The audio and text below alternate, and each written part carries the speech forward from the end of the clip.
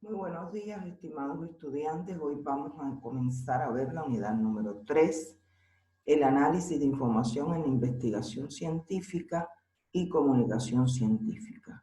La clase número 1 se refiere concretamente a las fuentes de información, la tipología de fuentes de información y las características que tienen estas fuentes de información.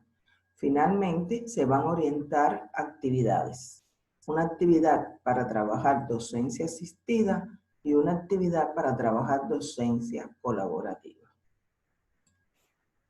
El objetivo de la clase, por tanto, es caracterizar las diferentes fuentes de información que intervienen en la investigación científica, que son consideradas también fuentes de investigación.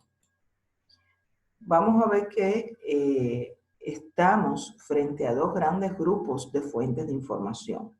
Las que son conocidas como fuentes de información no documentarias, en este caso las instituciones y personas. Por ejemplo, una universidad es una fuente de información institucional, un hospital es una fuente de información institucional, un ministerio de gobierno, ¿verdad?, es también una fuente de información institucional. En cambio, las personas también somos fuentes de información. Los docentes, los expertos, los investigadores, cualquier persona puede manifestar algún tipo de información. En las comunidades se suelen hacer investigaciones y a veces encontramos personas que son ya mayores, que tienen harta experiencia sobre, por ejemplo, medicina verde, ¿verdad? Y le dicen a usted, esa dolencia se cura con esta matita. Y son personas que, si bien no tienen niveles de estudios altos, pero sí su experiencia le ha permitido, ¿verdad?, brindar algunas orientaciones a las generaciones que van surgiendo. Y ese conocimiento, que es un conocimiento generado de la práctica, se va transmitiendo de generación en generación. Y esas personas son consideradas informantes, son personas expertas en lo que ellas saben, ¿no?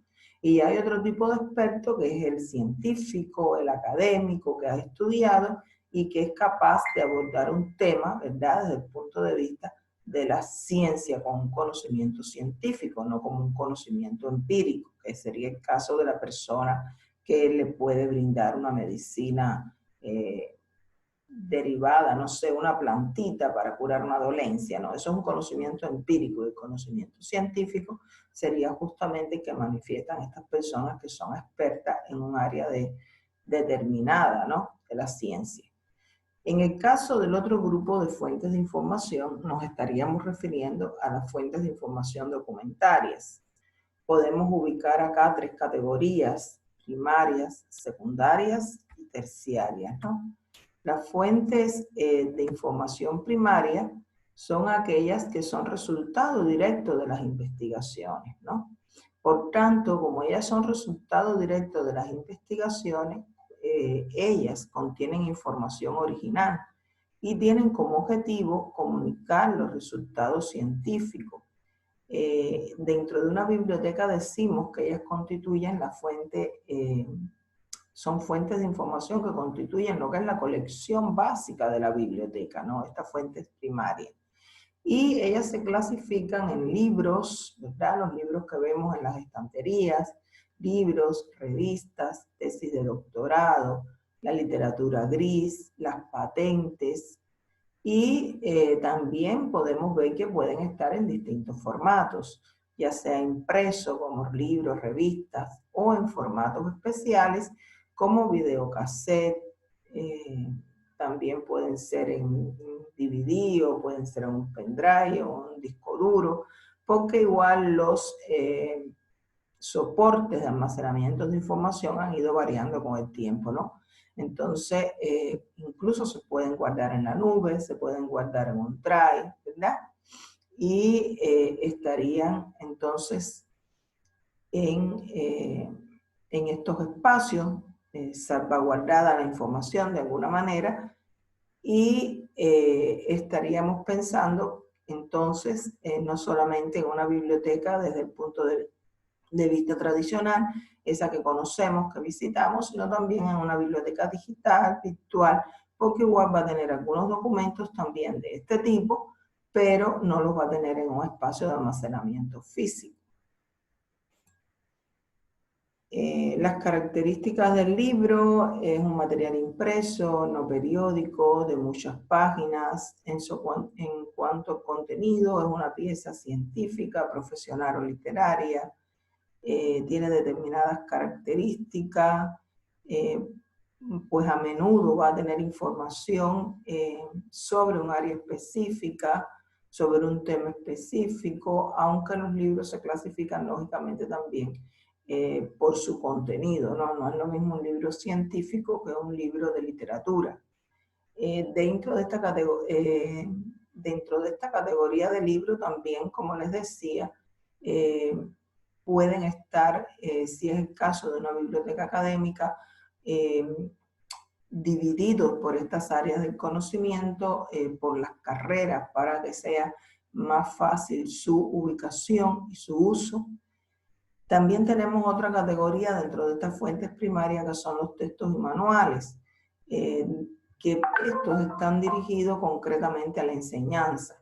El caso, por ejemplo, de los estudios de básica, de primaria, de preuniversitario, algunos textos también de universidad, que van destinados al trabajo con las asignaturas directamente, aunque yo siempre digo que un estudiante universitario no puede estudiar por un solo texto. El texto sería únicamente una guía sobre la materia que está de alguna manera conduciendo el docente, pero obvio y lógico está que un estudiante universitario tiene que ampliar sus conocimientos, tiene que tener una visión crítica de la realidad y por tanto no puede consultar una única fuente de información para nutrirse de experiencias, ¿no?, en sus materias. Tiene que consultar múltiples y variadas fuentes de información, incluso algunas de ellas por inquietudes propias, sin que el profesor se los oriente. Y el texto, en este caso, si existiese el manual, el libro de texto, sería solamente una guía para conducir al estudiante, ¿no? También tenemos que se destina a la enseñanza los manuales, ¿no? Los manuales igual nosotros utilizamos, aunque no es el manual de estilo APA, ¿no? Los manuales de estilo bibliográfico. En este caso, por ejemplo, hemos trabajado con el sexto de APA, ya está la versión número 7, también se puede trabajar con ella, y son utilizados en nuestra carrera de bibliotecología, documentación y archivo, y en nuestra carrera también de bibliotecología y ciencias de la información. Y también, por supuesto, a nivel de posgrado, se utilizan estos manuales bibliográficos. En cuanto a la revista, es una publicación periódica que aparece regularmente, puede tener distinta periodicidad, o sea, puede ser una revista semestral, mensual, trimestral. Es el medio por excelencia donde se van a publicar los resultados científicos de las investigaciones. Por tanto, la información que contiene la revista también es una información muy valiosa, muy actualizada, que si bien contiene menos generalizaciones, pues el tiempo de publicación de un artículo es mucho menor que el tiempo de publicación de un libro. El libro lleva más tiempo también en su conformación. Un artículo de la revista, lógicamente, lleva menos. Sí podemos decir que es mucho más actualizada que el libro, ¿no? Tenemos los preprints y los offprints. Estos son artículos de revista que nos va a enviar el propio autor cuando se le solicita copia. En el caso de los preprints, son tiradas aparte de un artículo o de un documento y que van a estar impresos antes de sus publicaciones oficiales ya de los trabajos que ya son normalmente publicados en la revista, y que se van a destinar a un número limitado de personas que están interesadas en esta lectura antes de que salga la publicación oficial. En el caso de los offprints, son las ediciones separadas de un artículo que se entregan a los autores para que estos le envíen a sus colegas, sus compañeros, las personas que están interesadas. Las tesis de doctorado son trabajos de investigación originales que van a presentar los aspirantes a obtener un título de doctorado, ¿no? Un título de esta nomenclatura, y en general es material que no ha sido publicado, es un material inédito, por lo tanto se reproducen en pocos ejemplares, 2 o 3 ejemplares. Tienen una información muy actualizada del área del conocimiento, tienen aportaciones en cuanto al área del conocimiento, pues nadie puede validar un doctorado, puede graduarse con ese título si antes pues no ha realizado una aportación a su campo del conocimiento. La literatura griega, en cambio, es una literatura de difícil acceso, no está editada comercialmente.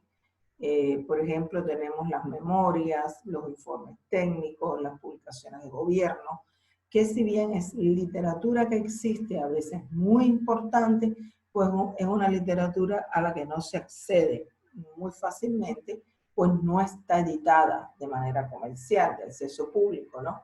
Y en algunos casos se puede conseguir en dependencia de lo que se esté investigando y las relaciones que se tengan para conseguir este tipo de literatura. Por eso su nombre de literatura gris. En el caso del otro tipo de fuentes de información, que serían las secundarias, son aquellas que contienen un nivel de procesamiento analítico sintético derivado de la fuente primaria de información. Es decir, contienen una información reelaborada, sintetizada, reorganizada y de alguna manera remiten a la fuente primaria de información.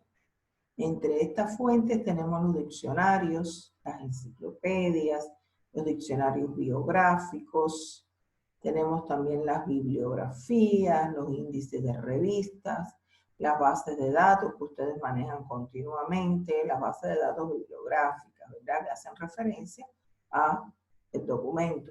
Tenemos revistas de resúmenes o extras. Estas revistas de resúmenes o extras son revistas que incluyen resúmenes de artículos aparecidos en distintas revistas en un área temática particular. Los especialistas la utilizan como medio de actualización, porque si a mí me interesa un tema, no necesariamente tengo yo que leerme todo un artículo para estar argumentada sobre el tema, porque de repente me interesa el tema que trata el artículo, pero no es particularmente lo que está abordado en el artículo lo que es de mi interés, ¿no? Entonces tendría que seguir buscando artículos o documentos de ese tema que sean de mi interés.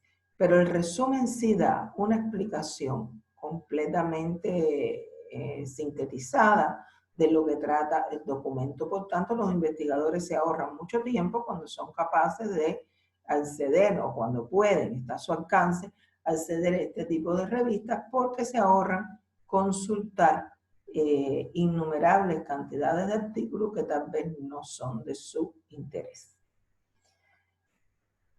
Las fuentes de información terciaria, que sería el otro grupo, contienen información sobre las secundarias, remiten a ella. Es un tipo de herramienta que se utiliza más desde el punto de vista bibliotecario. Entran en esta categoría, por ejemplo, las bibliografías de bibliografías. Se dice que cuando se va a abordar el tema de las fuentes de información, las áreas del conocimiento tienen ellas tienen distintas características, su uso en dependencia del área del conocimiento, ¿no? En ciencias sociales, lo que es sociología, ciencia política, economía, antropología, educación, derecho, psicología, historia, tiene mayor producción en la literatura, tiene mayor uso de lo que, por ejemplo, se utilizan más muchas veces los libros que los artículos de revista, aunque en los últimos tiempos pudiéramos decir que está bastante equiparado el uso de lo que es la literatura científica de libros, que también la literatura científica expuesta en revistas, por la necesidad de actualizar información.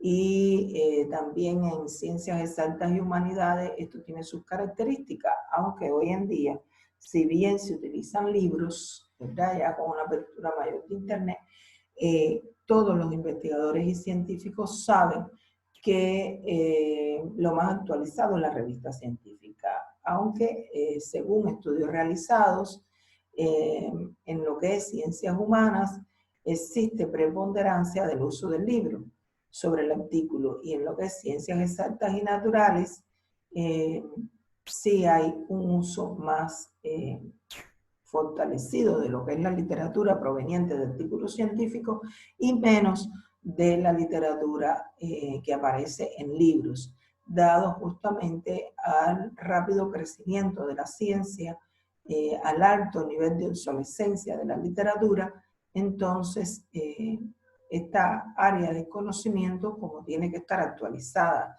totalmente a la hora de abordar temas, ¿verdad?, porque es el área de la ciencia, obviamente de las ciencias naturales, de las ciencias puras, de las tecnologías. Por supuesto, ellos necesitan más información actualizada y por eso hacen mayor uso de lo que es la revista científica, de los artículos que se publican en estas revistas. Bueno, cuando vamos a abordar también las fuentes de información publicadas, son aquellas que después de ser sometidas a un proceso editorial, ya sale a la luz, o sea, es de consulta pública, y la fuente de información no publicada es aquella que, si bien ha sido creada y puede ser incluso hasta utilizada, no ha pasado ese proceso editorial y por tanto tampoco se ha publicado. Cuando hablamos de fuentes de información documental, en ambos casos, sea publicada o no publicada, es todo objeto que genere, contenga, suministre o transfiere información y también sea considerada documentos. Aquí está entonces la clasificación de documentos primarios, secundarios y terciarios, que viene a colación con lo que hemos explicado de las fuentes de información, ¿no? Hay que decir que la información no debe suscribirse solamente a las colecciones de una biblioteca. Ninguna biblioteca es autosuficiente para poder satisfacer las demandas de los usuarios. Por ello, se pueden hacer vínculos también con otras bibliotecas que tengan información y también utilizar, por supuesto, las bases de datos de acceso abierto, que en estos momentos, pues, con el desarrollo tan grande que han tenido las tecnologías e Internet, se pueden acceder libremente, ¿no? Todos estos instrumentos, desde el punto de vista del bibliotecólogo, tienen que ser perfectamente manejados por él. Por eso decimos que en los momentos actuales el bibliotecólogo tiene que tener altas competencias en tecnología, pues la información más actualizada obviamente está en Internet. No todo lo que está en Internet sirve, claro que no. Para eso está la figura del bibliotecólogo, del profesional de la información, que es la persona que es capaz de determinar la información que tiene calidad de la que no tiene calidad, ¿no? Entonces, por eso se estudia esta especialidad, si no cualquiera accediendo a Internet se informaba de todo. Y podemos decir que muchas veces hasta se desinforma de cualquier tema, porque en Internet hay muchísimas cosas y con la apertura de la web 2.0, 3.0, las personas escriben, publican, lo que sea, y muchas veces eso no tiene ni validez científica, no tiene ningún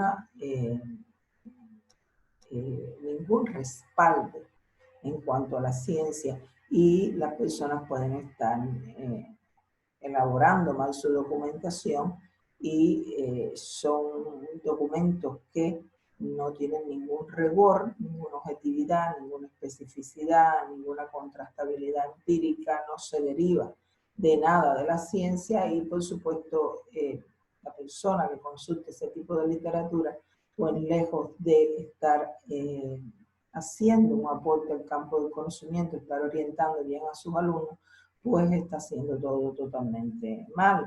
Por eso existimos nosotros, ¿no? Y seguiremos existiendo, porque mientras Internet exista, las bibliotecas existan, son el corazón, ¿verdad?, de las universidades, de las comunidades. Existirá la figura del bibliotecólogo, lo que tiene que estar empoderado de acuerdo a su tiempo, de acuerdo con el tiempo que le tocó vivir, No es lo mismo siglos atrás, años atrás, donde era solamente el libro, la revista impresa, el diario, el periódico, ¿verdad? No, las fuentes de información han variado, son muchísimas, y en correspondencia con ello, nosotros como bibliotecólogos tenemos que estar empoderados de todos los cambios y cómo vamos a interactuar en el mundo actual, ¿no? Por tanto, en un trabajo investigativo es válido el uso de fuentes de información, tanto fuentes de información documentarias como no documentarias. Sin embargo, para elaborar lo que es el estado del arte, marco teórico, revisión bibliográfica de una investigación, porque tiene distintos nombres, se le conoce así, se tienen en cuenta las fuentes documentales, fundamentalmente las primarias y en algunos casos también fuentes secundarias. Ya cuando vamos a elaborar la parte práctica de una investigación, se puede utilizar en dependencia del tema que se esté abordando la consulta a expertos en nuestro campo de conocimiento. Se puede trabajar también con los blogs de los expertos que tienen de alguna manera la costumbre de incluir novedades sobre los temas que se investigan. Y en bibliotecología ya ustedes verán que existen muchos blogs que se pueden consultar y que pueden ser de ayuda para cualquier trabajo, ¿verdad? Entonces en próximas clases también nosotros vamos a estar abordando eso.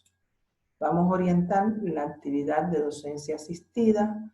Esta actividad tiene un valor de 9 puntos y consiste en lo siguiente. Quisiera que atendieran muy bien a lo que se está pidiendo acá.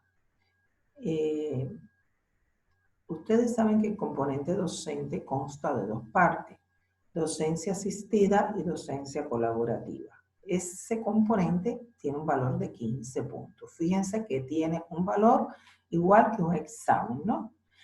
15 puntos. Entonces, hemos dividido un trabajo en dos partes, que se va a subir como dos tareas independientes, pero que el trabajo colaborativo tiene que ver con esta parte del trabajo asistido. Por tanto, usted no puede hacer el trabajo colaborativo pensando que es un trabajo independiente. Es independiente a la hora de subirlo, pero es un trabajo que ya viene de esta parte del componente asistido. Entonces, lo primero que tienen que hacer es pensar en un tema de la carrera de la bibliotecología, documentación y archivo que sea de interés de ustedes para investigar. Entonces, van a realizar una búsqueda en Dimension, ¿verdad? Que es una base de datos de tercera generación, en Google Académico y en Microsoft Academic, que son buscadores o también consideradas bases de datos de segunda generación, van a tomar captura de pantalla de las búsquedas que hayan realizado en esos buscadores en los tres. Tienen que realizar búsquedas en los tres. Entonces, vale un punto la captura de pantalla que hayan realizado sobre su tema en cada buscador. Si yo sumo esos puntos, tenemos 3 puntos, ¿verdad? Uno por Dimension, uno por Google Academic y uno por Microsoft Academic. Eso ya ahí, en ese inciso, hay 3 puntos, 3 capturas de pantallas diferentes.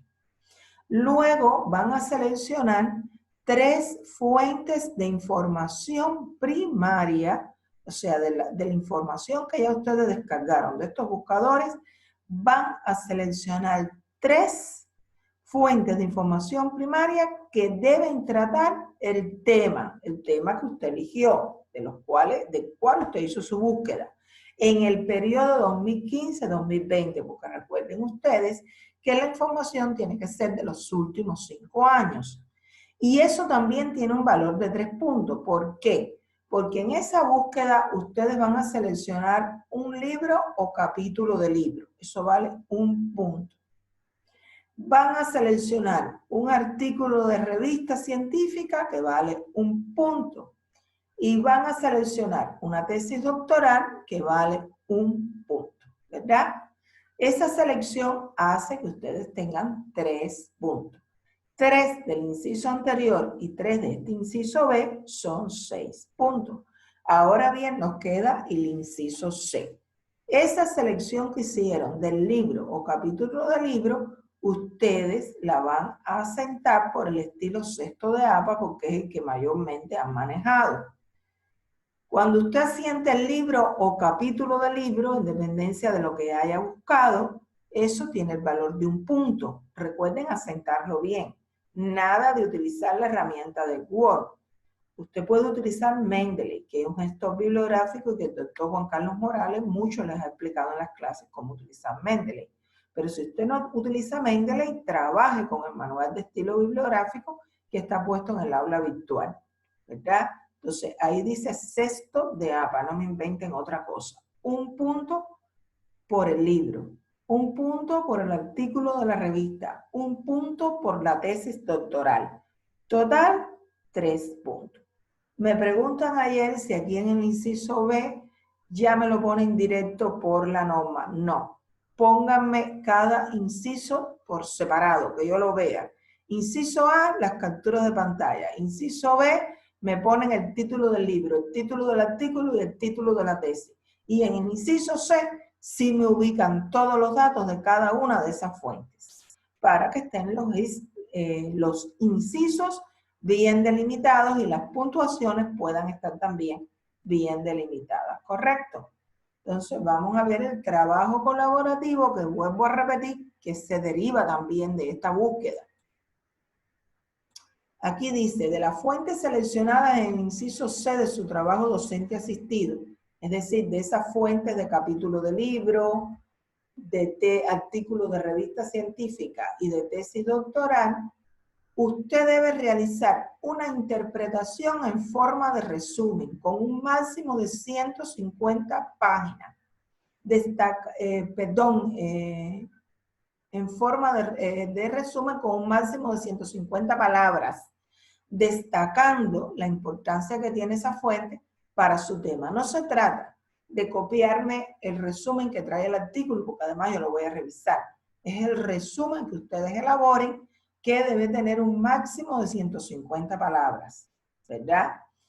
Y deben hacer uno por el capítulo o por el libro, que es la primera fuente que ustedes tienen ahí por la norma APA sentada. Deben hacerlo del artículo de la revista y deben hacerlo de la tesis doctoral. Repito, resumen elaborado con las palabras de ustedes, máximo 150 palabras.